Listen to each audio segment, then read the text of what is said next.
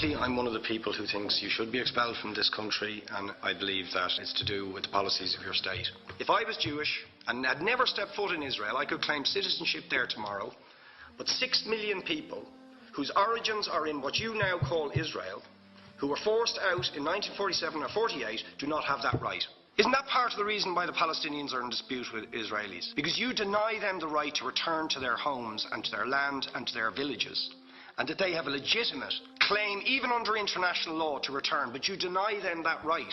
Why do you deny them that right? And why do you give that right to other people who have no connection whatsoever with the land, whether you call it Israel or whether you call it Palestine? Why do you continue to seize land, if you're serious about Oslo and the two-state solution, which under that agreement is land designated to be Palestinian land? 500,000 people, most of which has taken place since Oslo. You allow that to happen. Why do you allow it to happen? If you're serious about giving this land to the Palestinians, it's absolutely extraordinary. Are you not just taking us, Ambassador, for idiots? That you can say with a straight face, we're serious about peace, but while we're serious about peace, we're going to seize Palestinian land. And you expect the Palestinians to just sit back and do nothing about that. Now, you know what the Palestinian people have been asking for. Far less even than some people would ask for. Because I believe the whole apartheid system should be dismantled. But what they've asked for is to lift the siege of Gaza. Just to lift the siege of Gaza. Let them have an airport. Let them have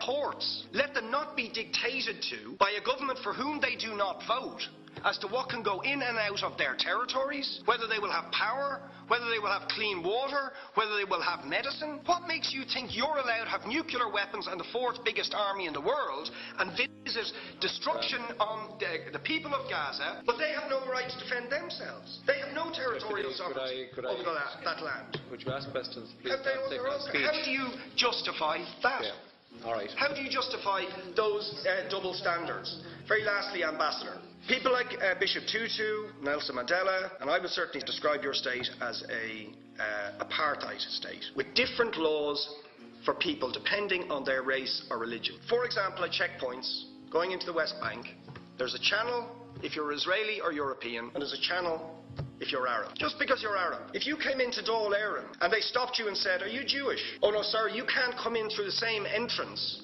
as Irish people or European people because you're Jewish, you would call that racism and apartheid. You practice that with your checkpoints and your military barriers and your apartheid wall. How can you justify